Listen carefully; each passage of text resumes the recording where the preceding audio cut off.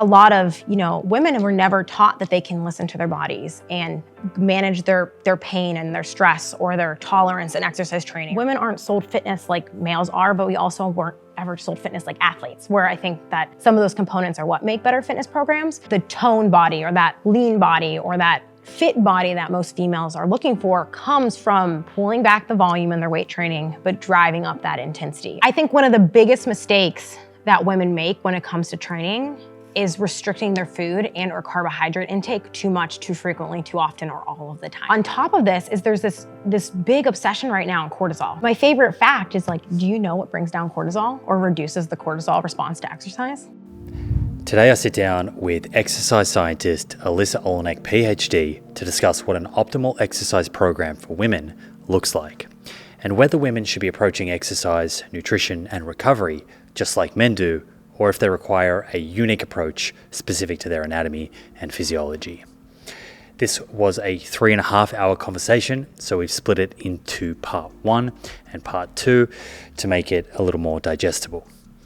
Across the 2 parts, you'll learn about myths related to women and exercise, whether women should approach resistance training and cardio differently to men, how to set up resistance training to grow a particular muscle group, for example, your booty, why restricting calories and or carbohydrates might be holding back your progress in the gym, how to know that your sets in the gym are effective, how to know if you're overtraining and need to reduce your load or even take a day off, whether you should ice plunge, how to do cardio effectively, how much protein you should target, what supplements can help you achieve your physical fitness goals, and plenty more. All shot in 4K in a friend's LA workshop. Perfect for throwing up on your TV or downloading to the YouTube app on your phone and watching on the plane. That's a bit of a pro tip actually. Download podcasts on YouTube and shows on Netflix before traveling. Hopefully all of that sounds good. This is me and Alyssa Olenick, PhD. Please enjoy. Alyssa, welcome. Hello, thank you for having me here. It's a pleasure. I've been watching from afar, and as we were just talking about off air, I've really enjoyed watching the content that you're sharing online related to exercise and physical fitness, and particularly focusing on women. I think you do such a great job at kind of disseminating what can be a little bit complex and maybe inaccessible, and then making it very accessible. So really looking forward to this. I appreciate that. And the fun fact before we dive in all this today, it's International Women's Day today. Did you know that? I didn't plan that. How fitting. It is, but it's very fitting for today's conversation. So I'm super excited, and thank you. I did know that because this morning I went and got a coffee just around the corner here on Abbot Kinney in Venice, and Nike was handing out runners for International Women's Day. I can't believe I missed that. I actually got 2 pairs, so. Really? Yeah. Good for you. What size are you? A 9.5. Okay, damn it. Yeah. I'm not going to fit. No. I got 7.5, and that was a present for my mom. So that's okay. Give it to your mom. She needs it more than me, probably. My intent for this conversation, just to kind of put that on the table and see what you think, is really 3 main things. To kind of get clearer on what a good exercise program looks like for a woman who is generally interested in her health and being physically fit, reducing her risk of chronic disease and longevity. So, perhaps not really performance or super performance focused. Yes. More that avatar of that everyday woman that is looking just to be physically fit. I want to understand whether exercise prescription for her would be the same as it would be for a man, or whether there is evidence that it might differ. And then whether or not things may change through different life stages that a woman may go through or will go through. So premenopausal, pregnancy, breastfeeding, perimenopause, menopause, all of these different life stages. Yeah.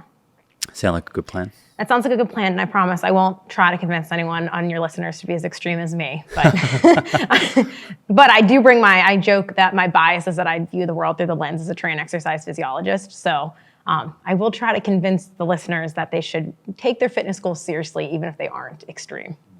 Yeah, tell me about that. So that lens that you Yeah. view through as an exercise physiologist, scientist. Yeah. What does your academic journey look like so far, and how do you use science to kind of inform the recommendations that you provide online? Yeah, so I really grew up an athlete, and so that's what sparked all my passion and excitement for that. And I remember this pivotal moment when I was younger where I was like, I kind of want to learn as much as I can about this to share with everyone else. I was like 13, 14, and I was like, that's what I want to do. And so I just really stayed on that path. And so, athletics and sport brought me to fitness, but it was something that I felt like was a gift that I could give to people that they didn't know that they had the opportunity for, and I wanted to share that with people. So I went and got my undergrad, pre-professional health science, exercise science was more of my focus, and that's where I got exposed to research and science.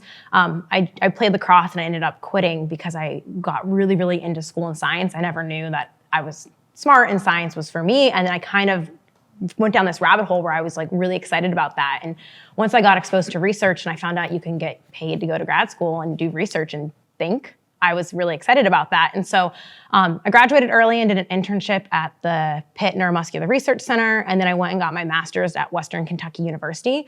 And that's where I was first exposed to the female physiology stuff. I had female mentors. I started doing female-led research. And I had no idea about the sex gaps in research at that point in time. I was just excited in metabolic health and improving people's metabolic health. I was really passionate about that. I really had that pivotal switch in research if I wanted to go like strength and conditioning or, metabolism, metabolic health, lifespan type stuff. And I always felt like exercise was a gift to give people health. So I kind of chased that a little bit more. And so I started getting into human metabolism, postprandial response type research. I did do a little bit of pregnancy stuff at that time. My mentors were very into pregnancy.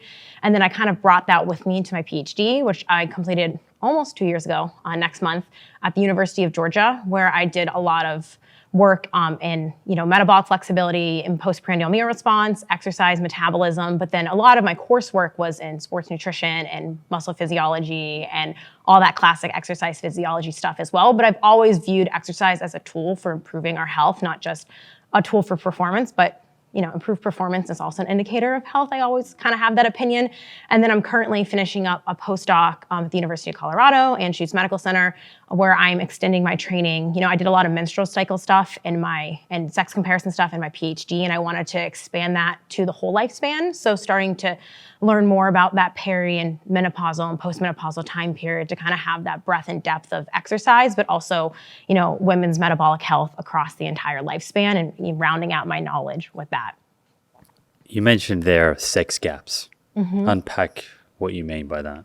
Yeah, so actually me and a team of really incredible young females in this field have been doing this thing called Invisible Sportswoman. We're on version 3 of it right now, where during the pandemic, it was kind of a pandemic project with me and my friend Emma, who's the lead author on that and led everything, where we started to look at the gaps of exercise science and sports science studies done on females versus males within the last 5 years. It was a follow-up from a paper that had done it up to like 2014, and we found that I might be messing our numbers up, but about 6% of studies in exercise and sports science in the top 5 major journals were done on female-only topics. And then about, I think it's 32 to 34% of total participants were done on females. And the next version of that, which was just published this past year, we looked at lead versus last authorship, editorial board memberships, study quality, and studies done on just females, and found, that there is a lot of this work that's high quality and that's being done is led by female academics. But we also know there's that leaky pipeline in science. And so right now in this third edition, which we're about to just start doing interviews for, we're doing a little bit of a qual analysis, is seeing like, okay, if females are leaving sports science and academia and or going industry, why are they leaving? What are these choices? Because if they're the ones leading this work, right, like where are we losing this along the way? So what's this going to look like in 10, 20 years? Time? Yeah, because we do, I think there's a big push and awareness, and this goes beyond sports science, right? Like I know, especially with menopause, people are very upset about the lack of research and data on that. The NIH does have a pretty big initiative with that and getting more funding out with that. But at least in sports science, everyone, gets upset that everything's compared to this 74 kilo male or whatever, the cliche trope that people like to use. But, the research is possible, but, it's not well funded, but also why aren't people doing it? And then why are the people that are doing it getting kind of lost along the way, right? Why is it that most studies are of men or men and women, but there's very little only female studies? Is is it because women are trickier to study? Is that one so reason? that's the thought, is that it's more complicated, so to speak, to research females. And so as much as I'm on this very pro of like, okay, there's these definite sex gaps, I feel like I get defensive of early exercise science research, because I think, even though like I'm the second author on that publication, I'm still defensive of the fact that just because there's less research doesn't mean there's none. I think people think that there's none. And then I get defensive of early exercise physiology, because if you look at our field historically, some of the really early studies coming out of like the Howey and Cowley and George Brooks labs and all that stuff, I might be butchering their last names, they did a lot of their studies they did on males and females. But I think that in the early 2000s, in the last 20 years, a lot of this stuff that, we, so to speak, established our guidelines or exercise training protocols appears to be very largely done on males. And a lot of that comes from the fact that, it's harder to control for the menstrual cycle. And so a lot of people will avoid doing that because it's either more steps, it extends the timeline of your study, or it requires more money to analyze and control these things. And so I think there's been a good push now of like encouraging more researchers to at least include females in their study along with their males. I don't think that, the 6% of them are just on female-specific topics, which I don't think we need 100% of the female-only studies to be just done on the menstrual cycle, because female health and performance is more than just the menstrual cycle, so to speak. But I think that if you're going to include males in studies, I think there's a lot more push for justification of why you aren't including females as well.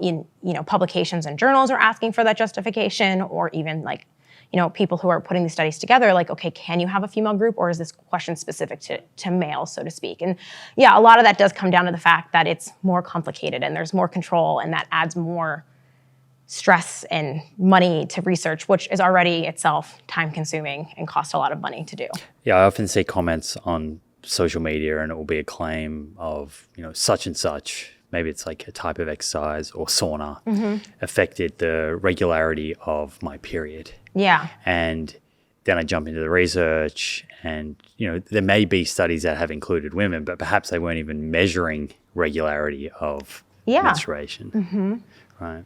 Yeah. And I think that it's just kind of become this forgotten physiological variable. And, there's definitely a part of research and science that views it as a burden of what they have to control for, rather than something that might be affecting outcomes, or even like might be impacted by the like sauna or all these things that people are doing nowadays. I know there was even stuff that came out, during the pandemic and, the vaccines potentially impacting menstrual cycles. And it was kind of a forgotten variable of those early clinical trials. And, women were frustrated because they were like, well, why is my cycle heavy or delayed? And so I do think that sometimes it becomes this forgotten variable, especially when we think about potentially that there's a very male-centric view, at least in sport and health and exercise science. But I do think that that gap is slowly starting to close. I mean, the Olympics are going to be at 50-50. There's more push for female health awareness coming from sports bodies. And I think that will hopefully trickle into then, the push in the health sphere as well to like, let's understand how these things are impacting us.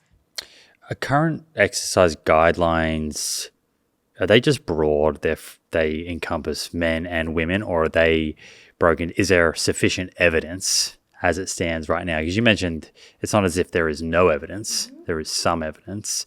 Is there sufficient evidence to suggest that general recommendations for exercise should be distinctly different for women versus men?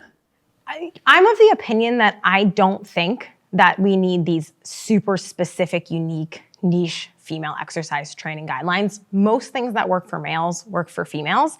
I think that there might become more data and evidence that comes out that might refine some of the details that say, hey, maybe women need a little bit more of this, or maybe a little bit less of this, or this is really important, and that focus should come from here are the things that we should maybe value a bit more or push for, or there might be some differences. So for example, there was a paper that was just published recently that showed that, women get this like more benefit or the same amount of benefit from exercise with less total minutes or time than males. That just came out. And I haven't teased the data apart enough to say like, okay, this is conclusive and we should change the entire guidelines on this. But I think if that might be potentially something where we're like, oh, okay, like you get more bang for your buck, at least in that premenopausal state, potentially because of this. And some of that might have to do with estrogen and its health protective effects in that state of why we're getting benefits of that and things like that. Or like there's some studies that show, okay, females might need less rest time during intervals of high intensity interval training because we're more oxidative and we recover faster. Or we can train potentially at a higher percent of our 1 rep max because we have differences in like neuromuscular efficiency. And those were where I think we'll see small training details come along, but I don't think that it's going to be ever to a point where we're getting totally different exercise guidelines, especially when we're talking about like the broad sweeping general population who's hardly getting in enough activity as it is. These small details maybe come later after they get those big, foundational or basics, as people like to call them, or those key cornerstones of health and fitness and what we want for moving the needle forward. But I do think that I would love to see some of that refinement, but I don't think it's ever going to be at the point where like the WHO or the ACSM is going to say, oh, you need to train differently. And I think that in the social media sphere, people really think that that's where we should go and where things should be. But I think it's disingenuous also to a lot of the literature that shows that females adapt very similarly to males when they undergo exercise training routines, and that our strength potential relative to at least our own body weight and size is very similar. There was a review meta done by Brandon Roberts a few years ago, and I think Greg Nuckols as well, and they looked at this, and the women actually gained more upper body strength, but we think that might be just due to more of a lower baseline starting, less exposure to sport and fitness early on. But other than that, our newbie gains. Yeah, exactly. But our potential is very, very similar to that, at least relative to our own selves. We're maybe never going to be as big and as strong as the elite males, but we have a lot of potential, and I do think there's a lot of overlap there too, right? We see this with a lot of strength athletes in sports, and women on that upper end of things as we we look at people just in the training spaces. And so I think our potential is very similar, but I think those small details of refinement might come out slowly as we continue to push. And this is, hopefully it's in my career and my lifespan, but I think everyone wants it yesterday. But research takes a really long, slow time. And I think the next 10, 20 years, we might get some of those answers.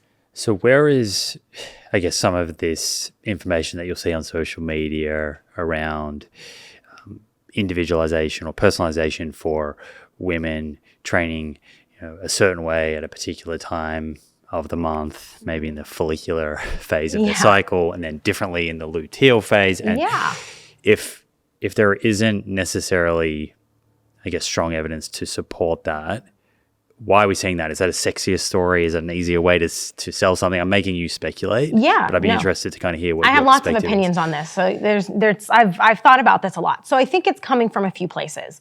I think that some of it is the literature and the science and what we're seeing that is premature or very low effect size or very messy data at this time, where there's some themes and patterns that we're seeing that I think, I think a lot of people take the camp on the antagonist of, they're like, there's nothing changing, nothing's different, everything's the same, you're just you're the same the entire month. And I'm like, well, there's a little bit of nuance and individuality to that. But I think on the hyperswing, a lot of it, I think, is a response to, I joke that it's a response to the way fitness industry has treated females, not actually sport or exercise science or health science has treated females, where for years there was this push of extreme, HIIT, fat loss focused only, extreme cardio, feed yourself, push yourself, all pain, no gain. And I think that a lot of, women were never taught that they can listen to their bodies and manage their pain and their stress or their tolerance in exercise training or auto-regulation, or they don't typically get sold or promoted well-balanced programs that balance intensity and volume in a way that's recoverable. And so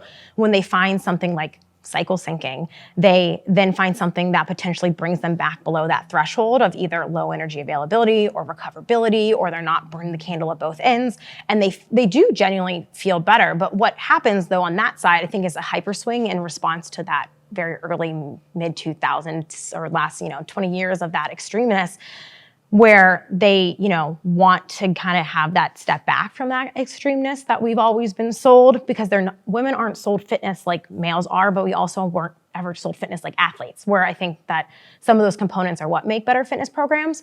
But what happens though is it becomes a secondhand game of telephone where everyone's communicating something that gets misconstrued along the way.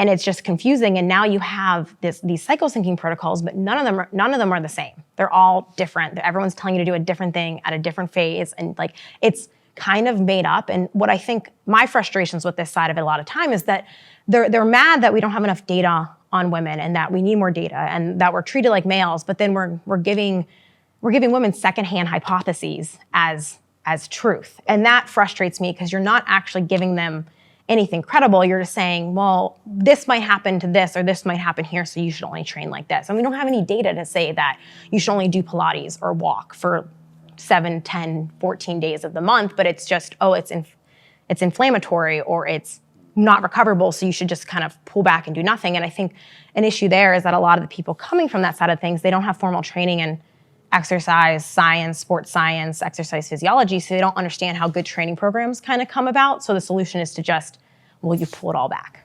Right. Well, it's a very compelling story because Yeah.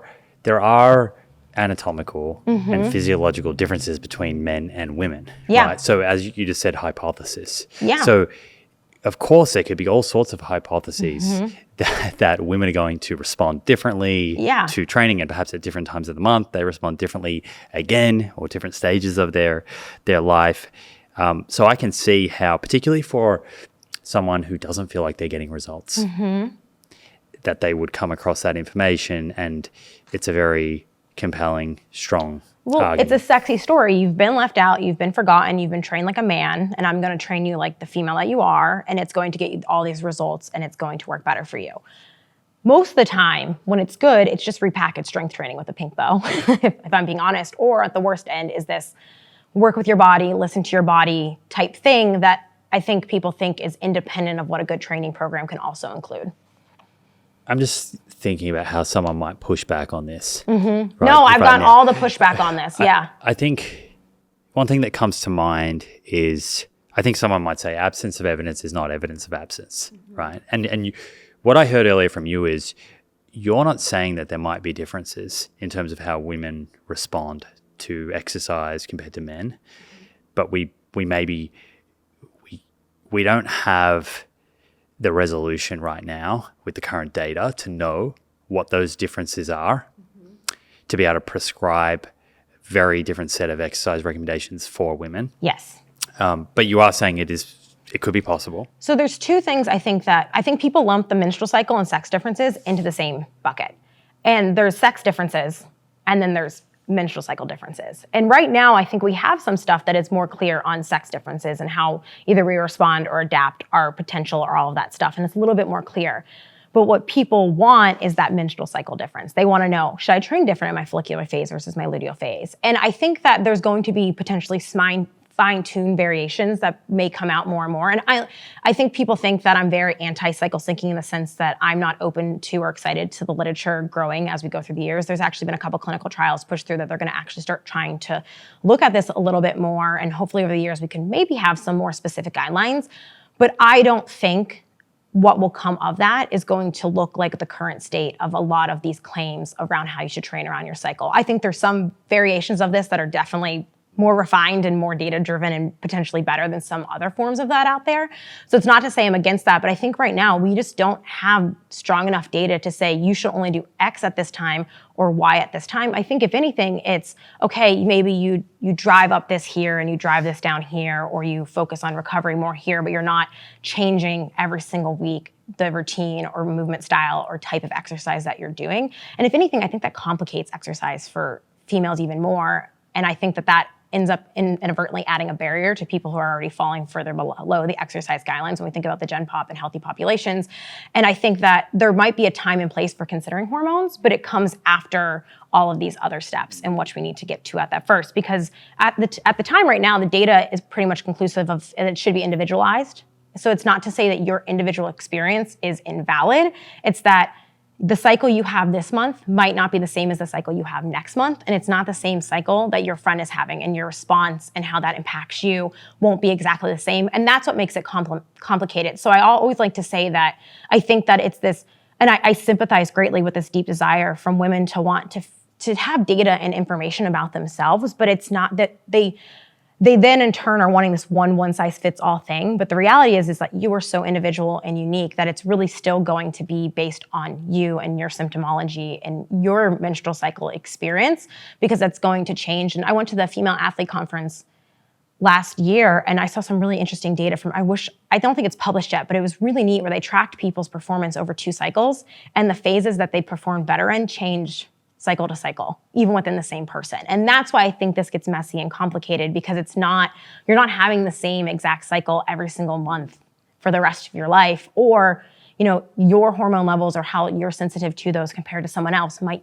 be different, or your PMS symptoms might be different. So you might have a more detrimental impact of your cycle on your performance or your exercise training than someone else, but that means that it should adapt to you.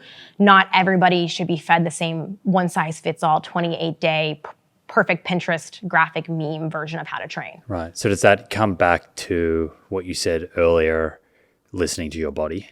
Mm-hmm. Is that where this becomes important? Yeah.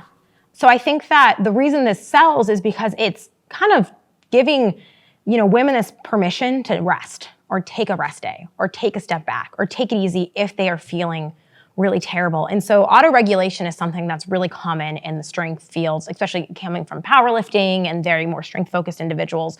But I think it's a really great tool that I think replaces cycle syncing in a way that allows people to have the tools to adjust their training based off how they feel. So autoregulation is essentially this skill or tool that you use the inputs of your day and your life and how you feel, because I always like to say, menstrual cycles might impact your performance in the gym or whatever you're doing, but you are more than just a menstrual cycle. You also have sleep and stress and your job or your kids or all these other inputs coming into your system, right?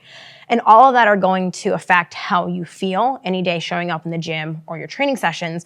And some days you might feel like absolute garbage, and some days you might feel awesome, independent of the phase of the cycle that you're in, from all these different factors coming into your life. But autoregulation essentially is a tool that says on a scale of 1 to 10, so rating of perceived exertion is often a scale that people use on a scale of 1 to 10, you should go to this effort. And typically with strength training, it's like a 7 to 9 range. And then endurance training, it's like a 4 to a 10, depending on the day. But you can adjust the weight on the bar, or the pace of which you're going, or the effort of what you're going, based on how you feel on any given day.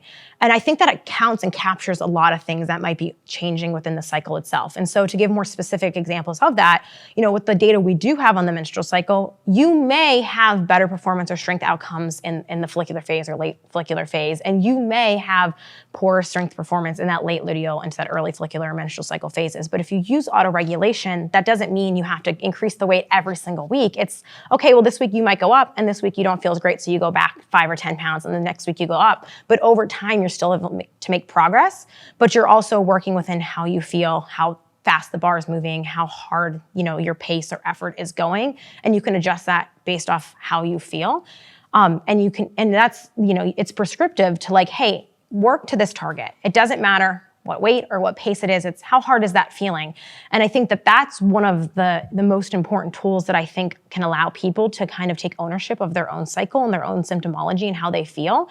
And then also recognizing that, every single month on this day, I feel terrible and the last thing I want to do work out, and you have permission to just not train on that day. But that's not cycle syncing. That's just adjusting your weekly schedule and program to accommodate for your symptoms. But I don't think that's cycle syncing in the sense of like, oh, you're only allowed to do this type of exercise on days X through Y, so to speak. Break that down a little bit more for me. So let's say someone is feeling a little more tired than normal. Their energy is a little lower. Yeah. And they're wondering if they should go in and do their resistance training today. Yeah. Are you saying that their rating of perceived effort, rather than that being a sort of 7 to 9 out of 10, they would aim for something lower than that? Potentially. So you can take it two ways. So say I am going in to do back squats and I'm doing them with 100 pounds. My strongest week. My strongest week, an 8 out of 10 effort is 100 pounds for 6 reps. But the next week, I don't feel so great. Maybe I am in my luteal phase, or maybe I'm really stressed, work's been really busy, or maybe I didn't sleep so great. I'm going back in the gym to do the same set of 6 back squats at the same 8 out of 10 effort. But this week, I don't feel so great. So maybe I'm putting 85 pounds on that bar because 85 pounds feels like an 8 out of 10 effort. Or if you are super exhausted, super fatigued, feeling wrecked, and you don't feel like you even have it in you to go an 8 out of 10, well, maybe you just go and do a 6 or 7 out of 10 at the gym that day. You pull back a little bit. I'm hesitant to say pulling back for strength training to like maybe a 3 or a 4. You still want it to be effective. Because you lose that stimulus. Yeah, you still want to be, at least 30% with hypertrophy, but most people aren't taking enough reps to get to that point, but kind of 60% of that 1 rep max or higher range for most people. But you can just take that back, or you can say, okay, I have 3 sets today, but I'm just going to do 2. I'm just going to do 2 hard sets and then move on to the next thing. So you're cutting volume or intensity in ways that work best for you. And I know that's not super direct for people because you're like, okay, so there's all these different ways that I can adjust my program. And it's one of those things that either a coach can help you with or trial and error. But when we think about what makes exercise fatiguing or unrecoverable, it's usually volume more than necessarily intensity. I think people, they immediately jump to pulling back the weight on the bar, or even the pace that they're going at or how intense they're going. But the volume can be cut other ways too. You can still get that stimulus of that intensity that you're looking for, but you can pull back how much you're doing and that decreases that volume. So if somebody is having, their luteal phase feels terrible for them, or their late luteal phase or menstrual phase, they feel under-recovered, they feel super fatigued, their pain perception's higher, they still want to get in the gym, you can either pull back that RPE a little bit, or they can say, I have 3 sets and I'm going to do 2 hard sets and be done for the day. Those are kind of the 2 options of which I suggest to people. And the RPE, just to clarify, if someone hasn't heard that abbreviation before, is just rating of perceived exertion. And that's just a scale of your effort out of 10. Yeah, on a scale of 1 to 10. And so it works for both cardio and strength training. So for strength training on a scale of 1 to 10, like I said, most of the time it's maybe 6, but usually 7, 8. Maybe if you're working really hard on, more close to failure, that 9 to 10 level effort. And usually that corresponds to something called RIR, or reps in reserve. And so another way that you can teach this to people who have a hard time with well, what the heck does an 8 out of 10 feel like? 10 means I could do 0 reps. 9 means I could do 1 more rep. 8 means I could do 2 more reps. And so what I usually tell people, especially women, because they tend to underload themselves in the gym, is take a set to failure to know what that feels like. And then you'll kind of learn with time, I could do maybe 1 or 2 more reps, but I'm going to stop here because you don't have to go all the way to that. And that's sometimes an inverse way of thinking it. That's easier for people. And then on the contrary, for the cardio side, you have this 1 to 10 scale. But with cardio training, you kind of go across the breadth and the depth of that scale when you're doing cardio training. So you might do slower and easier stuff that's like a 3 to 4 effort, moderate stuff that's like a 5 to 6 effort, and then the higher intensity stuff that's a 7 to 10 effort. So they're not exactly used the same way depending on the type of training that you're doing. But I think with Gen Pop people, it's sometimes easy to say, on a scale of 1 to 10, how hard did that feel? And that I think so many people are familiarized with 10-point scales and Likert scales that if you know what fatigue feels like or you know what max effort feels like, that gives you an anchor for that. But it's sometimes easy to say, this week, that feels like a 7. I can't do any more than that. I'm just completely wiped out. And just keeping the weight there or the pace there and the intensity there and knowing that your body's still getting that stress and stimulus, so to speak, because you're giving that day's version of 100%. Right. So you can back the volume off by reducing the number of sets, reps, or the load, or a combination of those.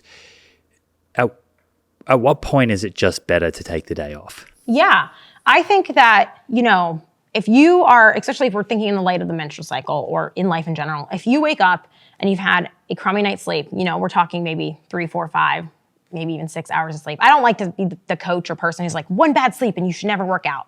But those nights when you wake up and you kind of feel like battery acid, like you're just like, I feel horrific. I had a terrible night's sleep, or you've been underfed, you haven't been eating consistent meals, you're not eating enough, you don't have enough food in your body, you're dehydrated or you're not adequately hydrated. Those are usually my key things that if I'm feeling tired, quote unquote, but I'm well rested, I'm fed, I'm hydrated. If I'm like, I'm tired, I'm not in the mood to do this, then I'm like, okay, well, go to the gym because your body's in a state where you're going to recover and you're going to be supported. But if you're underfed, underslept, overstressed, and you're having potentially poor recovery, your PMS symptoms are super high, maybe it's, hey, you know what? I'm going to just take a rest day today, or I'm going to move that more intense workout to later in the week, and I'm going to do something easier today, and learning how to balance and move that around. So a good example for myself is I try to take my rest days on Thursdays. But last Wednesday, I woke up and I felt like I couldn't put enough calories in my body. I couldn't drink enough water. I was exhausted. I felt horrific. And I was like, my training session is just not going to be good today. It's just not going to be good. And I know my body wants rest. And I think that's the thing that a lot of women were told to ignore that. Keep going, go to that HIIT class, go to that boot camp class. You need to burn fat today. You need to keep pushing. But you have that permission to say, you know what? I feel absolutely wrecked today. And it's okay to do that because we're the accumulation of all of our training. Not one individual session here or there is going to make or break all of these things. And I think that learning, that's where auto-regulation comes into at a broader scale. You can learn what makes your body feel good and ready and primed to go in the gym and what makes it where you feel horrific when you leave the gym. Right. So that day of recovery, prioritizing recovery, might then allow you to get a better stimulus in your following training sessions in the week to come versus not taking that day off and just having a suboptimal stimulus day after day. Yeah. And I think that if you're someone who's super busy and you're on this tight schedule and that's the only thing that you can do, and you're like, well, I have to do something today, you have to have the conversation of yourself. It's like, is this, and this happens when people are sick or injured or all of these things. Will this move me forward or is it going to dig me back? I like to ask clients that a lot. Is like, is this session, is pushing myself right now, is it going to just dig me in a deeper hole, or is it just going to maintain me or move me forward kind of thing? And I think if you're in a state or condition where you're like, okay, this is going to dig me in a bigger hole, or like maybe it is you just skip that day, even if you can't make it up the next day. Like you don't have that freedom and flexibility to move your schedule around as you want. Maybe you're like, this is going to dig me too deep in that recovery hole of whatever that looks like for you. And maybe this week, this just isn't an option for me. And I usually encourage my more general pop clients, if that's happening week after week after week, let's adjust your training schedule and split so it's more realistic so you can get it in without always having to compromise that. Because then I think a lot of women beat themselves up if they can't get their training in perfectly and they can't meet all of these things or do all this stuff. And I like giving people the permission of like, well, if you can't do 3 days every week, what if we just go to 2 until you feel like you can do 3 again? And you have that permission though, right? And that broad scale of adjusting based off your life and what you can do to make it work for you and what you're doing in like the season you're in. So sometimes it's an acute day to day. I'm fatigued, I haven't slept, I'm underfed, I can't do this today. This is just not happening, versus like, okay, this keeps not happening. And where do I need to assess and audit, where I need to either take care of myself better or pull back until I can do more again. What do you think is better, having 3 kind of average workouts in a week or 2 really good workouts? I think that's a hard question. I like the frequency of movement, especially for, if we're really focused on Gen Pop people. I feel like people being active as frequently as possible is a good thing, but there's also the quality and intensity of what you're getting out of those sessions that does elicit the gain. So I'm more on the side of if you can only get in 2 really high quality sessions, but you can stay active in other ways across the week, I think I would rather you do that than like 3 mediocre sessions, but then you're more sedentary or not doing a ton of stuff across the week. I think you still have to take that bird's eye view of like, how active are you being outside of just those gym sessions? But like, I would rather people get like 2 lifting sessions where they can go to that 7, 8 out of 10 effort 2 days a week and pushing hard and actually being able to develop muscle and strength with that than going to the gym 3 days a week and going to a 4 to 5 effort kind of thing. I think with cardio, you have a little bit more flexibility because there's benefits to that easier stuff and the harder stuff. So you can say, hey, you know what? I'm going to just do 3 easier days instead of 2 harder days because that feels better to me in this week or this phase of life for how I feel, so to speak. So there's a little bit of like, well, it depends on your goal and how much time you have, so to speak. But I really do like making sure we don't neglect intensity in our training because especially for people who are just getting in what they can, that's where the driver for most of the results is going to come from. Where when we think of people who have bigger performance goals or athletes, they have so much volume that's driving a lot of their adaptations as well. When you say intensity, what do you mean by that? So intensity, I mean the load on the bar or the effort of what you're moving. So that's where I think that the 10-point scale is helpful for people. So for lifting, hitting that 7, 8, or 9 out of 10 intensity, or for cardiovascular training, you have your easy stuff, but you have some stuff that's at 7, 8, 9 out of 10. And that's what I think of more of like quality stuff rather than just like going through the motions and just, you see people do it all the time where they go to the gym, especially with resistance training, and they are just kind of going through the motions. They're looking around, they're not focused, they're just moving through things. Like you're not getting as much out of that session than if you ramp up the weight, which is ramping up intensity on that. So then you're having to focus more and work harder, and that's giving more of that stimulus. So not kind of being actively engaged in the activity that you're doing. Trying, I guess, is like one of my favorite cues with weightlifting, as my coach always says, try. And so you're having to actually try and be focused. I think that requirement of focus is a great indicator for people because they don't know, am I going hard enough? Am I at a 7, 8, or 9, or a 10? Like, does it require you to actually focus on what you're doing? And that's how you usually know intensity is there, because you can't just watch the birds and look around when you're actually having to dial in something and perform and execute. Is that something that you think sort of stifles the progress for a lot of women. If someone's listening thinking, hey, I'm going into the gym 4 days a week. I do some cardio. I'm lifting weights 3 times a week. My body composition isn't really changing. I don't feel stronger. Yeah. Does that often come back to intensity? I think it's a mix of, I think it is intensity, but I think it's like the wrong types of intensities or too much of it all the time. So this is where it's difficult with females. So I'm glad you followed up with that.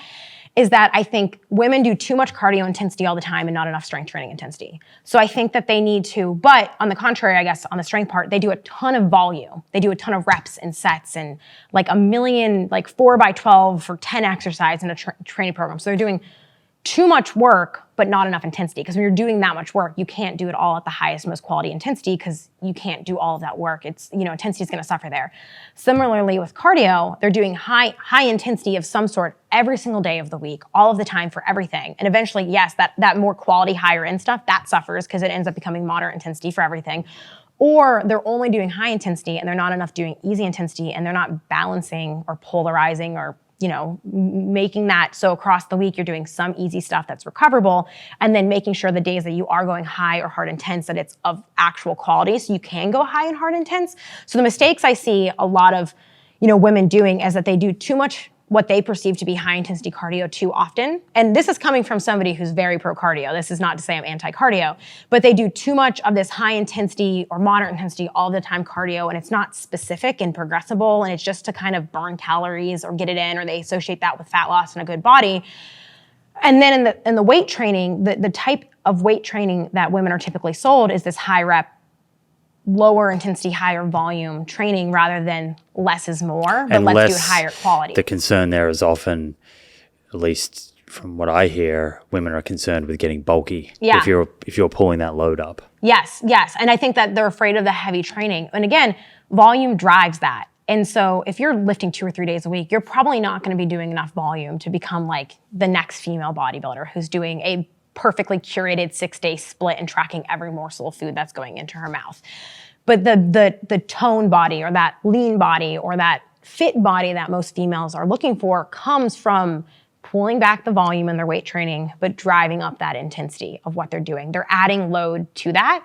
And so that intensity is necessary for those adaptations that you're doing, but you also need that volume component of it too. So they kind of don't get they kind of get like too much of the wrong stuff and not enough stuff of the right stuff when they're doing their program. So it's just a lot of, or they kind of fall in that middle and they only do circuit training, boot camp style stuff that's like moving weights fast. So they're not ever doing a specific cardio stimulus and they're never doing a specific weight training stimulus. So they're not doing enough to from a general health standpoint, it's probably fine cardiovascularly. They probably get enough of that to some degree, but they're not ever getting enough of that weight training stimulus to grow that muscle or strength, especially in the way that they typically want for changing their body. So they feel frustrated because they're like, because they are. I really want to acknowledge that women are working so hard in the gym and they're doing so much, but I think that they're spinning their wheels, trying to do too much of everything and not enough of the things that they need to be doing and shifting that around in a way that's more beneficial. So do you prefer, I guess in an ideal world, splitting up a program so you have like very specific stimulus for a certain system in the body versus, the kind of 45-minute functional workouts that encompass everything? Yeah, I think that I'm very, very big on not shaming those types of classes because I think that they are a great accessible option for a lot of people. But what I usually encourage them to do if they like that, because community and enjoyment are 2 huge things that keep people invested in exercise. And so what's always optimal might not also be what people are willing to do. But if they're going to do that, then I think they should be complementing it with some specific resistance training on top of that. But otherwise, my personal approach to training is like, let's have a few very specific intentional resistance training sessions every week.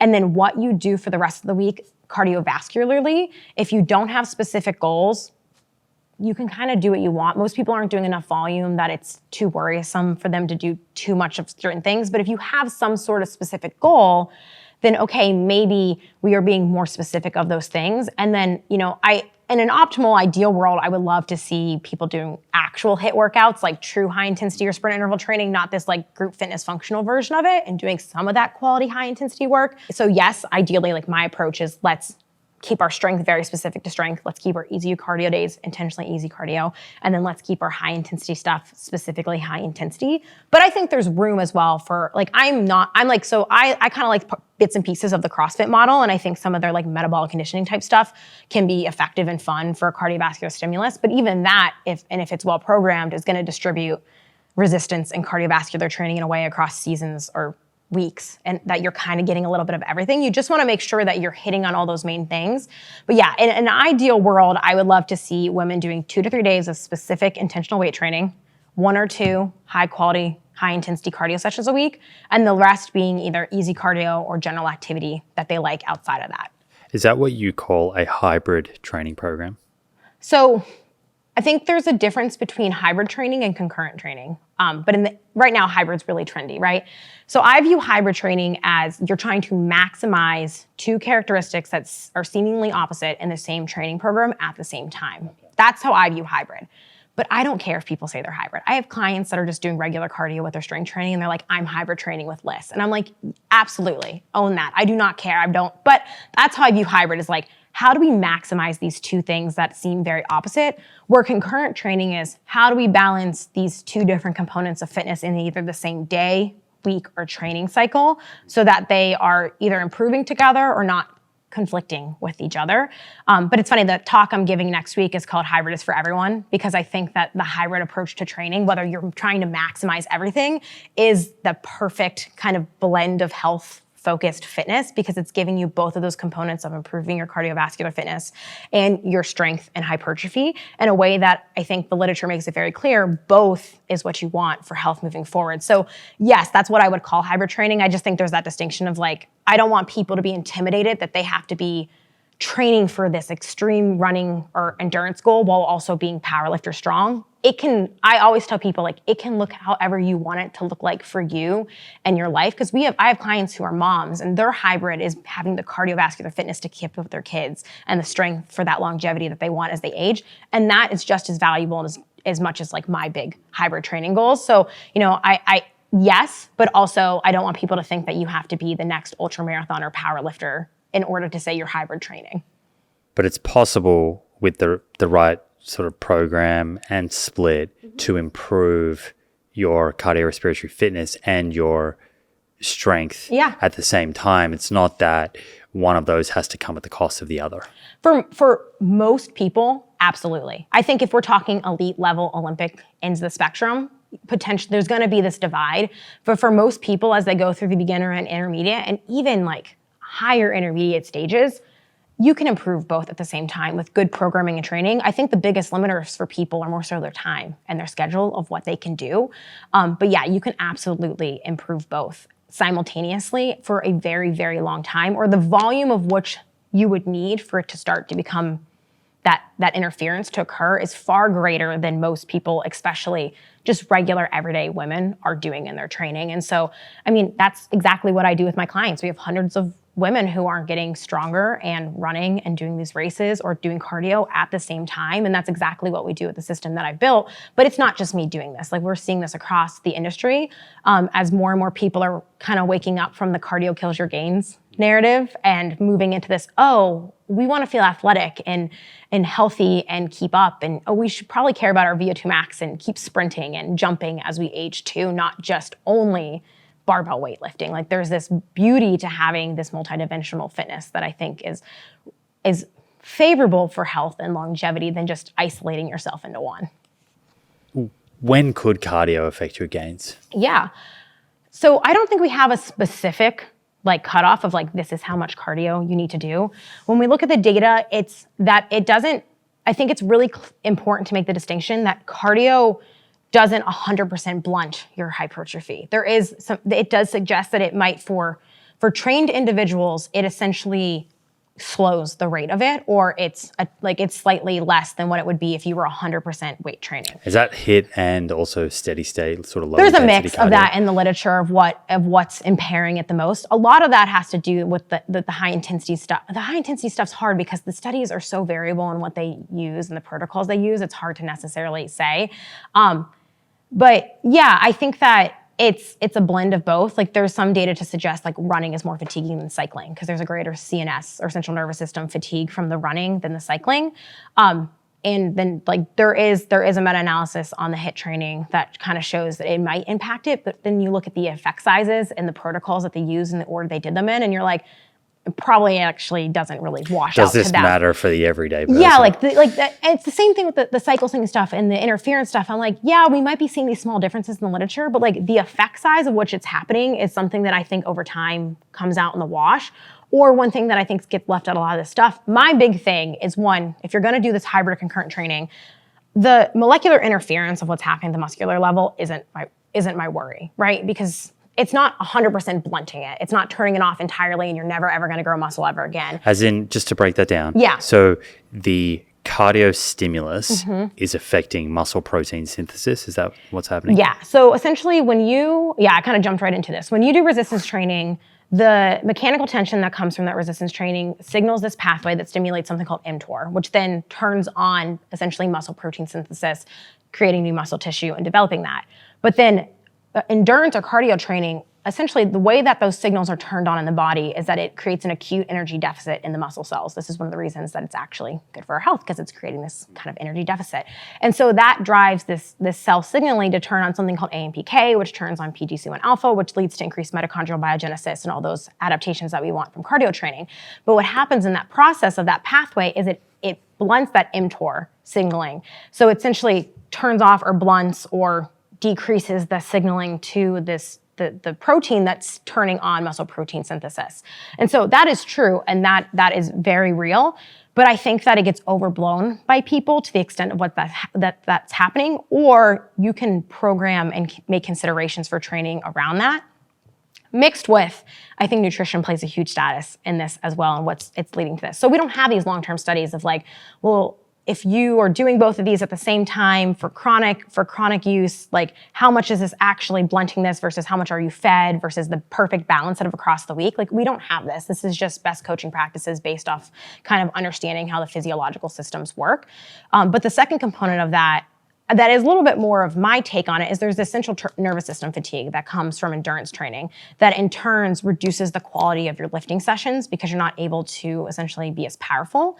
And then that might blunt and slow those gains and adaptations. And that's where I think balancing that across the week can manage that either by spacing things out across your day or doing things that are more important on different days. So you're rested and recovered between those. And then the cell signaling stuff isn't even necessarily becoming as much of an issue if you're planning things in a way where you're getting the signal that you want when you want it, rather than, meshing everything together.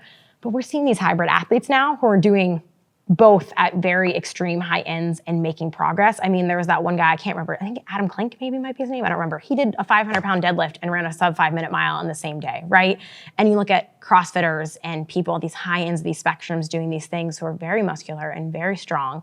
And I think they're rewriting our version and vision of what that looks like. But I think the important thing is that a lot of these people were strong and muscular before they started it. And I don't think we have data that says, okay, well, if you got strong and muscular first, is that cardio gonna wither you away to nothing? And I think the answer is no. But you kind of have to balance when you're focusing on these maintenance specific goals. And so I like to take something called a seasons approach of like, hey, my goal right now is to max my strength and hypertrophy. I'm not gonna give up cardio, but yeah, I'm gonna pull it down because I only have so much I can recover from in a single given week.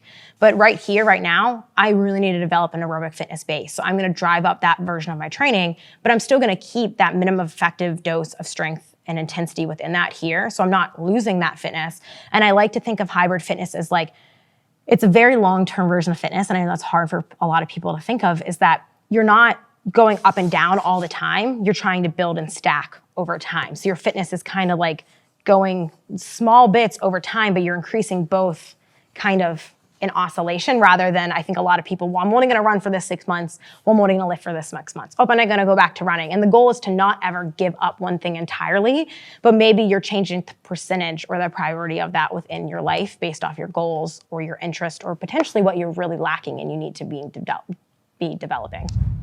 This episode is proudly brought to you by Inside Tracker. Track your blood biomarkers, understand your biological age, and receive personalized lifestyle tips backed by evidence to optimize your health. To get started with Inside Tracker today and get 20% off your first purchase, head to insidetracker.com/Simon. That's insidetracker.com/Simon for 20% off. With that understanding of how cardio affects AMPK and mTOR, do you think cardio should be done on a separate day to strength training? If it's done on the same day, should it be before? Should it be afterwards? Yeah.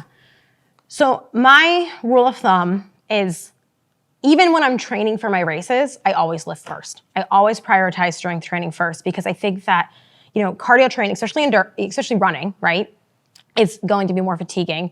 And so it's giving this greater fatigue to your central nervous system, which is what you want for lifting. And it's they deplete your glycogen stores more rapidly than resistance training. So my take is that you should lift first. Now, if you will not lift first, if you can only run first, if that's like the only thing that you can do, I know I have a lot of clients in the early summers, they're like, but I have to run before I lift because it's so hot. I'm like, you're still it's not no benefit. And I think that's where people get confused. They think that it's no benefit. It's just not optimal, but most of us aren't doing the optimal thing. But my view is to lift first if you're gonna do them in the same session. And there was a paper that came out in, I think, 2021 that found that if you separate the session by at least 20 minutes, and advanced trainees, that it reduced the impact on 1 rep max strength. And then for beginners and intermediate trainees, it didn't matter if you did them back to back on that effort.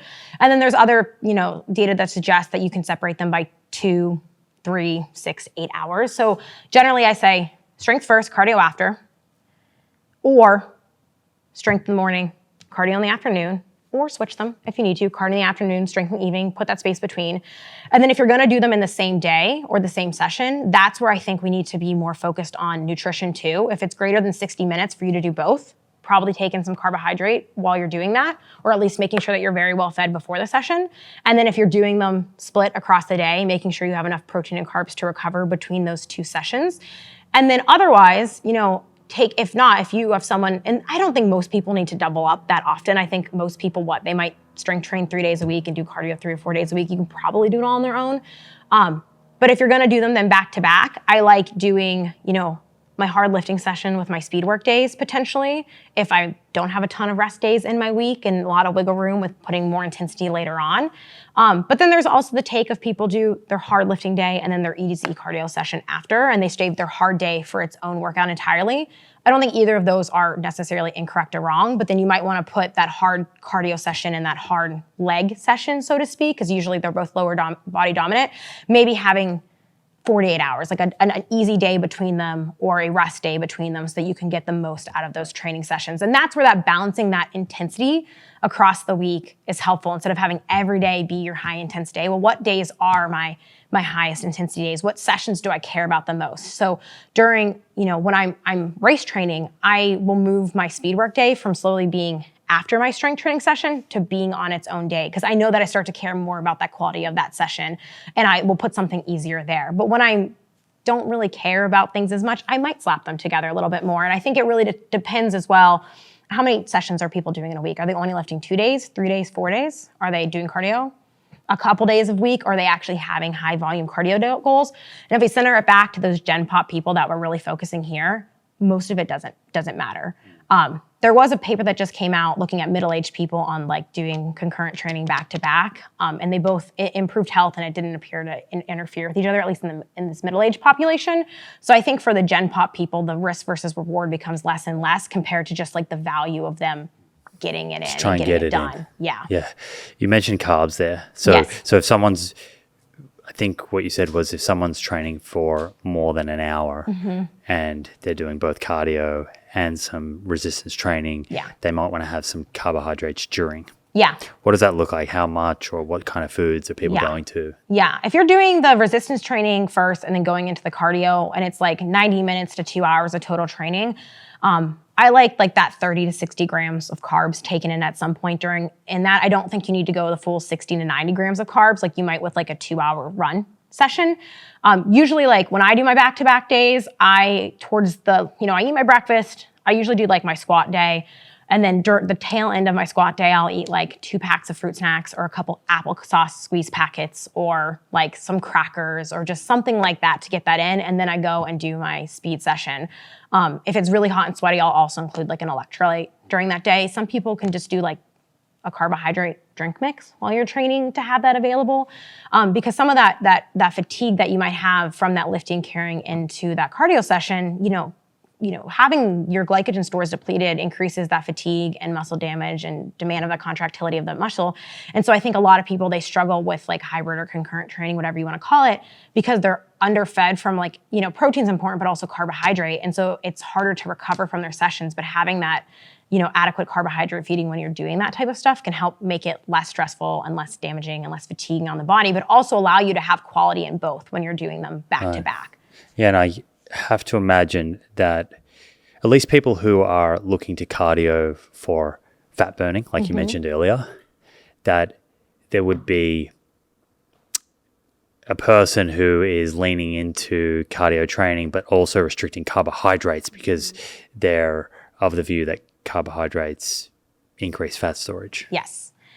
And so I sympathize with this because I take such a performance-driven focus to my view of things. And so this is where it also depends on how much are you doing, right? So your carb needs are based off of your activity levels. So if someone is not doing a ton of cardiovascular training in a week, they're not doing 300, 500 minutes or more of cardio training in a week, your carb needs aren't going to be as high as those people. And so I think when people say, eat enough carbs to support the activity you're doing, they hear me say, eat carbs until you gain weight and get fat. And it's rather that you're using it to support your activity. And so I think a lot of people use cardio for fat burning, but there's a few things to consider here. One, if you're fed going into that cardio session, you're probably going to actually have a higher quality session and burn more calories. Two, cardiovascular training done with the intent of improving your cardiovascular fitness improves your body's ability to burn and use fat as a fuel more efficiently. So I think the thing people should be focused on with their training programs is improving their fitness metrics more than did I burn enough calories in the session? Am I doing it fasted so I'm burning enough fat? Don't worry about if you're burning enough fat, because the fat that you're burning for exercise itself, yes, you're oxidizing more fat, but one, that's not directly related to fat loss necessarily. And two, trust me when I say that I spent so much of my PhD analyzing fat oxidation data. The amount of carbs you're burning in those sessions is still so much greater than the fat you're oxidizing. We're talking like grams, like not to the extent of which people are thinking that they're burning. You're still using a ton of carbohydrate, and that carb that you're taking in isn't necessarily being stored and converted into fat, because one, when you're doing exercise training, you uptake glucose independent of insulin. So your insulin, even if insulin itself was, what was, causing the obesity and weight gain, like people like to think, you have these transporters in your muscle cells, GLUT4, and they come to the cell wall and they take up that glucose and shuttle it in without insulin. So you have that muscle contraction itself is bringing that in, but then you're essentially using it and bringing it in and putting it directly into your metabolic pathways to burn and use. You're not even at that point in time storing it. You're using it as a way to sustain adequate blood glucose levels for activity so you don't bonk or get that hypoglycemic type feeling that people tend to get when they're underfed during exercise. But it's essentially being directly shuttled in. That's why you want these simple carbs, not these super complex carbs. And it's being shuttled in directly through the bloodstream almost to the muscles or your body's tissues to use for energy metabolism during exercise. So it's not like you're not primed to be in storage mode when you're exercising. You're primed to be, you're upregulating your metabolism to burn and use this fuel that you're doing. And so if you're somebody who's Gen Pop and you're doing like a 45-minute lift and then like a short hit session and it's like an hour and 15 minutes, you will be fine if you don't eat something. But I'm talking about the people who are doing like an hour lift and then they're doing 30, 45, 60 minutes of cardiovascular training. I would have a little bit of carbohydrate in between there. So again, it kind of depends on the person, but don't think of your session as a time that you're storing fat or even worrying too much about burning fat. Worry about getting fitter and having a higher quality training session, because that's the stuff that moves the needle forward.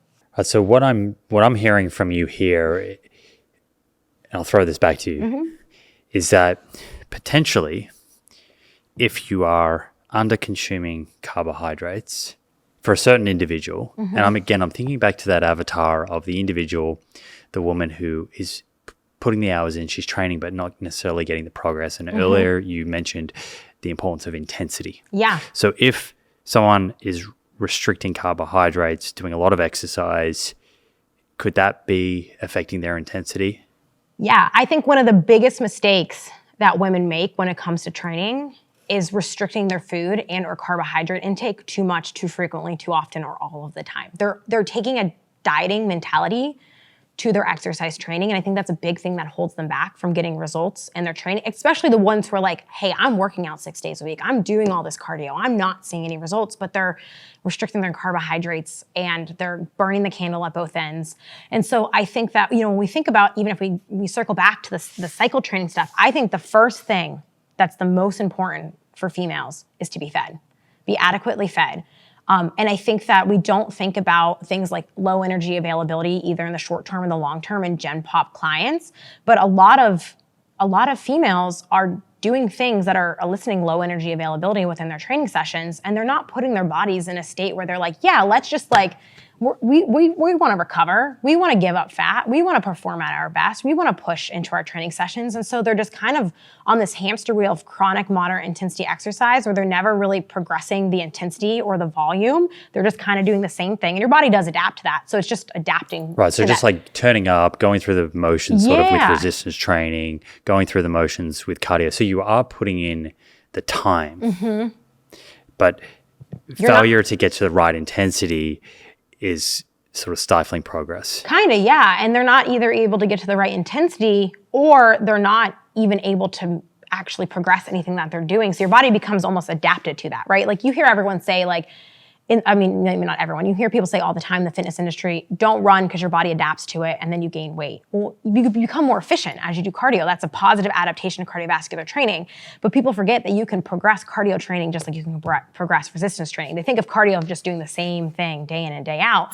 But if you're not fed, or you're not able to do that intensity, or you're not able to increase that volume, then yeah, you might just be doing the same workout over and over and over again. And that doesn't mean that you're not getting benefit from a health standpoint. Muscle contraction and oxygen delivery and all that stuff and the stress in your vascular system, like those things are still happening. You're not getting no health benefit from it.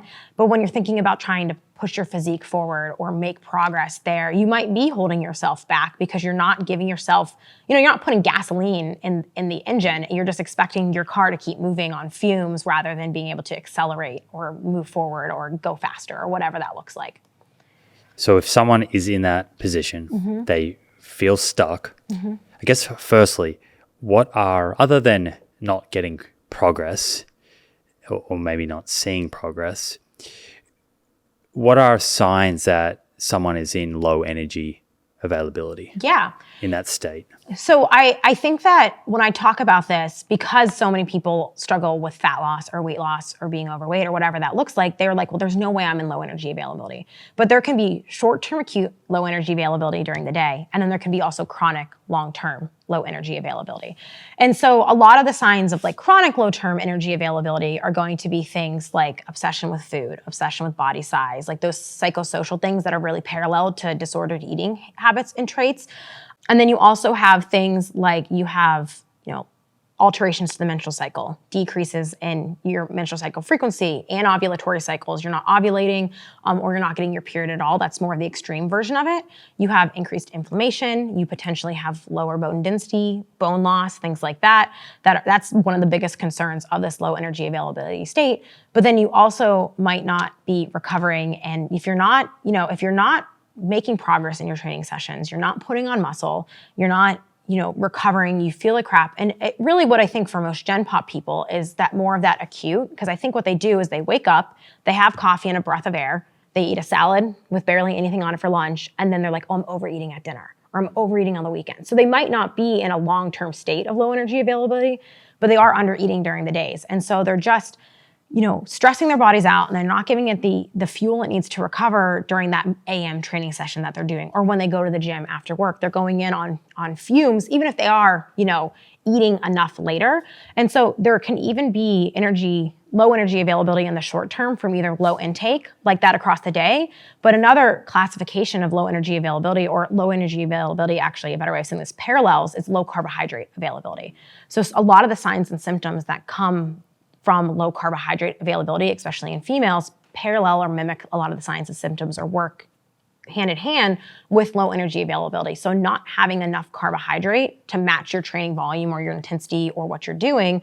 And this is, again, more prone in athletes, but I think a lot of females train at the volume of what a lot of they're very active, they're highly active, and they don't eat or treat themselves like they are. And so they're not fueling themselves appropriately for that.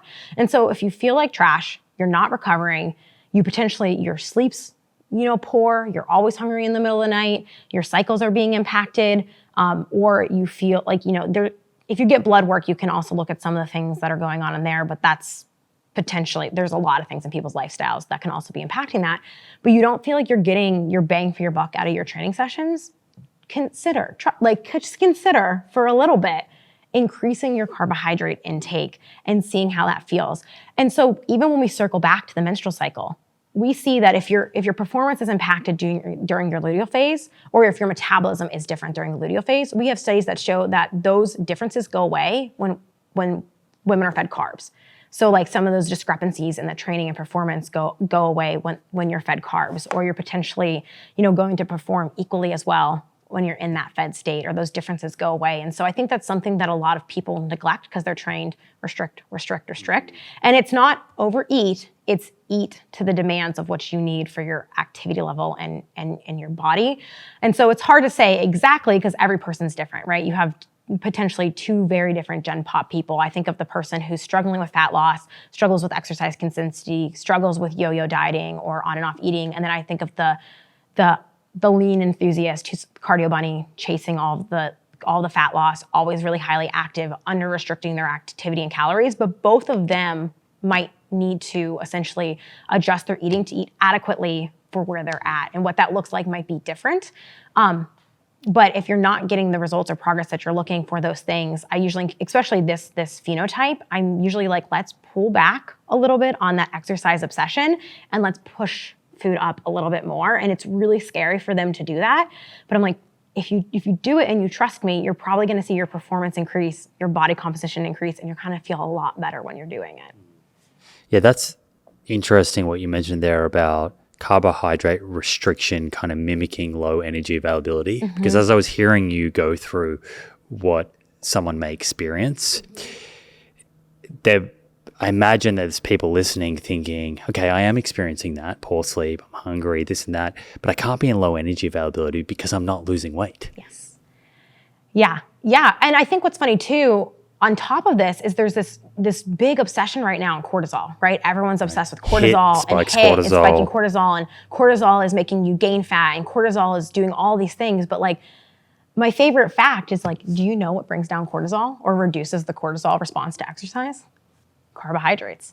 Like, I think that this chronic push of underfeeding for the performance we're at is still so prevalent in everything we talk about when we're talking to women, that it's taking this diet mindset to fitness and performance. And I really like separating those two. Yes, you can have body composition goals and changing those. I'm not against that at all, but don't take that approach to your training, but also don't take a diet that's going to impact everything you're doing in the gym and just runs the hamster wheel of restriction and restriction and restriction, where you then are on off. Because I think what happens is they're like, well, I'm not losing weight, there's no way.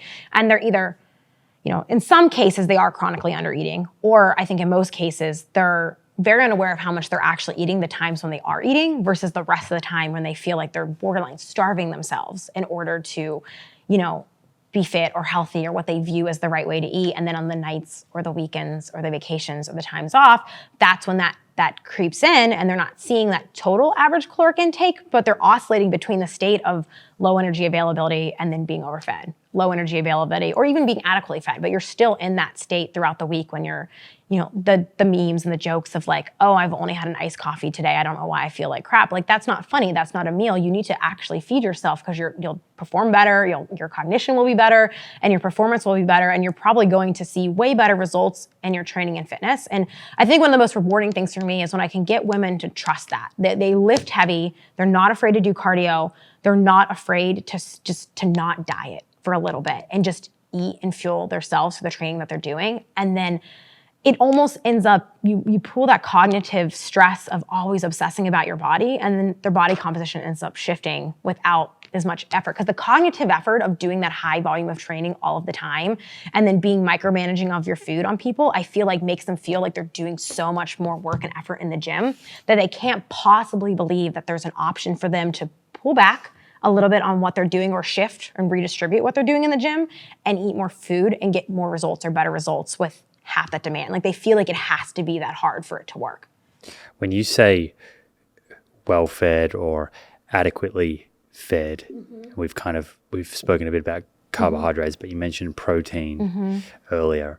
I mean, what do the foundations look like for you? Is it that do you, like many people I hear in this space, kind of say, set your protein, get enough carbs, and then fill the rest with fat? How do you approach this? So I think, yes, I'm very pro moderate to high protein intake for women across the entire lifespan. I think that is something that many people neglect or struggle with. I think a lot of women struggle to get enough protein intake in, either because one, your caloric needs are lower, so it's harder to have like almost a higher relative percent, it feels like to you to get that in, or that appetite might not be there, or just not something that you historically have done. So I do think that having that and I think there is some data that suggests that females don't necessarily need all the way up to that 1 to 1.2 that sometimes is recommended. So I'm okay with like that 0.8 to 0.9 up to 1.0 grams per pound of body weight. You guys can do the kilo math per in pound. my head. Yeah, per pound. You'll have to divide that by 2.2, so to speak, or 1 gram per pound of lean body mass, or about 2 grams per pound of kilo of lean body mass, I think is also a helpful tool for people if you have body composition data and you know that as like a minimum. Like, let's eat to at least support our lean mass. I think that's more helpful with people who have a good bit of lean mass. 2 grams per kilogram of lean body mass. Yeah, give or take. Yeah. Which is probably around 1.6 or a little bit higher grams per kilogram of total body weight. Yeah, I would say that 1.6 to 1.8 is probably grams per kilo. Now that I'm seeing a slide from my back in my head that I made once on this for kilo, is probably about that range. I don't think that we have to go to that perfect 1.0, or I think it's like 2 grams per kilo of body weight for that. I think that, I've seen some data where it kind of flattens out on the curve after about like 0.8-ish for women.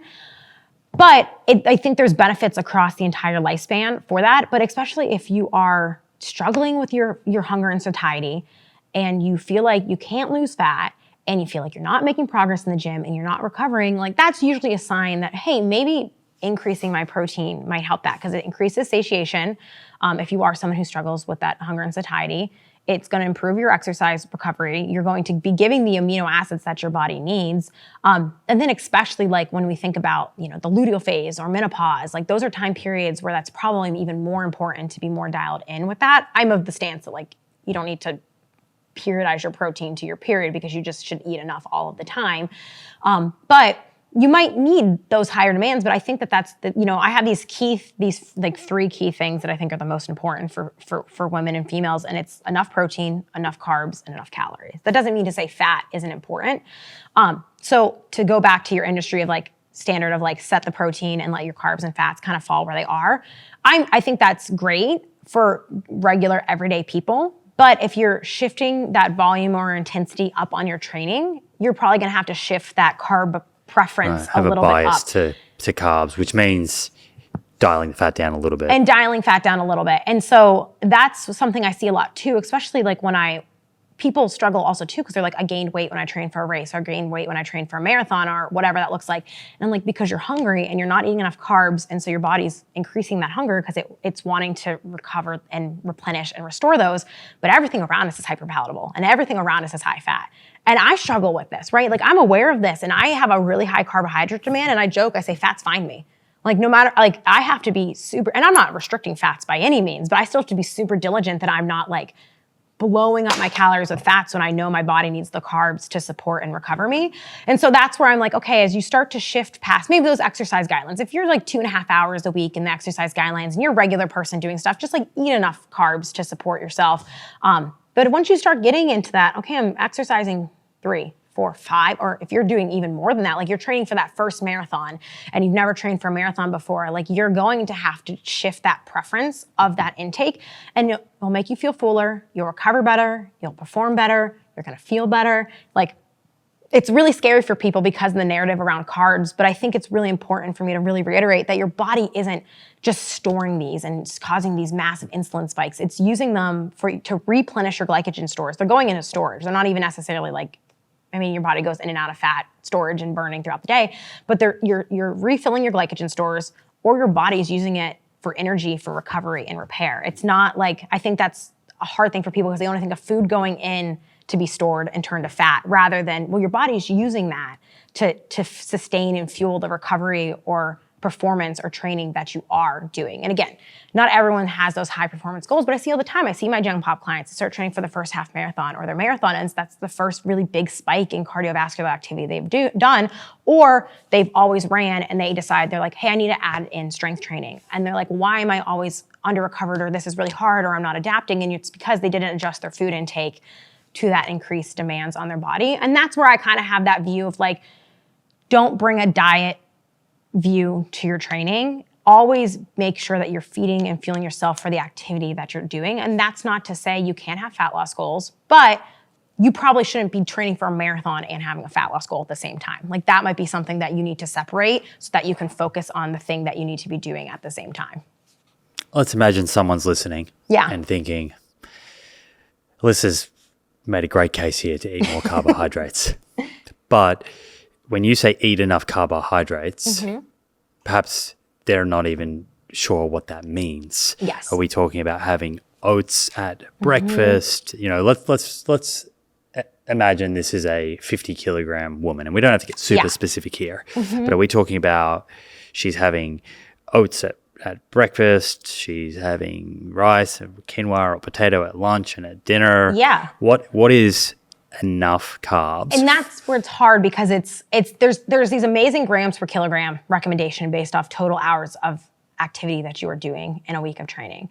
And I'll try to remember them off the top of my head. But for a 50 kilo woman, what's that, like 130 pounds? I'm like 125, 30? Yeah, 120. I don't know, something in that range, yeah. It's going to be, yes, including carbs at every meal of the day. And you can keep the starchier, more fibrous, more whole carbs at your meals. Maybe around training is when you might simplify them a little bit. Yeah, 110. So that's even leaner. And so again, it's going to depend on how much they're doing. And so if you're a very low sedentary, lower end of that spectrum person, it might be something like 2 to 3 grams per kilo of body weight per day. So maybe 100 to 150. Whereas as you go up, and I might be butchering this because I'm thinking of the scale in my head, where you go up and you start becoming more lightly to moderately active, it's going to be something like, 3 to 4 grams per kilo. And then you start to become more moderately active, and it's like 4 to 5 grams per kilo. So if she's 110 pounds, it's going to be, I think it was about 150 to 200 grams. Yes. And so then for the moderate level of activity. And then you're titrating up, and then you get to, this is where it's more like high-end athletes. We're getting into, okay, you're training for maybe 6, 7, 8, 9, 10 hours a week. And then you start eating 6, 7, 8, 9, 10 grams per kilo of body weight. And so maybe a better example is because I know the math on the top of my head. When I was peaking and training for my 50-mile ultra marathon last fall. Have you done like 10 of those or something? I've done 10 ultra marathons, yes.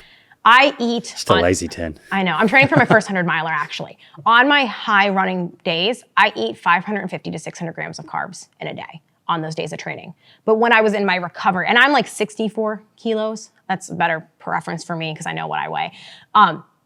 When I was in my recovery phase, I went down to maybe only 2 hours a week of cardio and I was ramping back into lifting. I probably went down to like 200 to 230 grams of carbohydrates a day. So I over halved it, right? Because I went from exercising 10 to 13 hours a week to like 4 to 5 hours a week in total with lifting and running. And so maybe that's a better example of like, I adjusted my carbohydrate needs. I wasn't restricting. I wasn't starving myself. I wasn't on some like extreme diet post 50 miler. I just wasn't as active. So I didn't need as many carbohydrates. So I went back down closer to that 200 range. And I did increase my fats because I will tell you, after running those things, you just like are so sick of sugar that all I wanted to eat was like nuts and cheese and fruit for like a month. I can only explain, or like vegetables, not fruit, for like a month. So I did allow myself to increase a little bit of that because I didn't Fat need and sodium combo. Oh, that's all I wanted when I finished those things. But I did, like, I was like, hey, like this volume and training isn't as high. I was kind of only doing the exercise guidelines worth of cardio during my like off season, so to speak.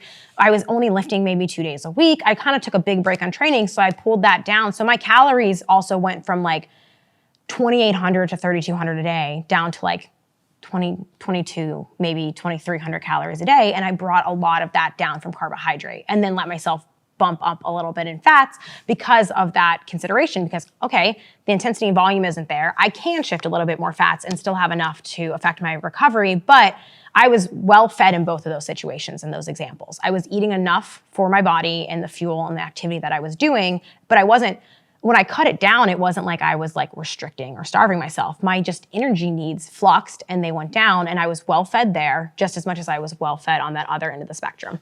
And you're holding protein at a pretty sort of consistent level in both of those scenarios. Yeah. And that comes back to that kind of, I think you said 1.6 to 1.8 grams per kilogram, roughly there, which again, ballpark, but for an average woman, it's going to land somewhere between like 80 and 120 grams of protein a day. Yeah. For most people, I think 100 is a good minimum for most women. And then I think, depending on where they're at, like that 100 to 130 is a good rough range. Because, I get a lot of people too who do have a lot of adiposity, and they're like, there's no way I can eat this much. I'm like, you don't need to be eating 1 gram per pound of body weight. Either think about estimate of lean mass or that lower end of that spectrum of what that might look like. And there are, like, I have friends who are taller and heavier and are very muscular, and they are eating more protein than me because they definitely have that. You have to, factor that in a little bit there. But I think that 100 grams minimum, which is like 30 grams per meal plus a snack every single day, is a good minimum for most females. And like I have like 115 pounds of lean mass. So for me, I try to keep that as my minimum. I try to keep 115 as my minimum. And then I usually flux between like 115 and 140, depending on the day. I don't worry about hitting it perfectly. I think people think that they have to hit these ranges perfectly every single day. Like it was scary at first, but I've been doing this for so long that I do these high volumes of cardio or days where my protein isn't as high. And like, I haven't shriveled up into a raisin over the years. So I think there's a bit of that trust factor with that. So I like the 100 grams as a minimum, but then maybe for my more muscular end of the spectrum females, maybe that gram per pound of lean body mass is kind of that minimum. Are you okay with protein shakes if someone finds it difficult from an appetite point of view to get to 100 grams from Whole Foods? Yes. I think that a lot of people have this perception that's cheating or it's not food or it's bad to do. But I think especially like of the range of supplements that I recommend for women, I mean, protein shakes are one of the things that I recommend for them because it's easy, it's portable. You might not have the appetite for eating protein across your day. I don't think we should be replacing, the majority of our protein. But if you're drinking a 20 to 35 gram protein shake once a day, depending on like how much you're taking in, I think that's perfectly fine to be doing, to be meeting those goals. I mean, protein is still, they're food-derived supplements. They're not just like these synthetic made-up things. I think people forget that they are technically a food in a way.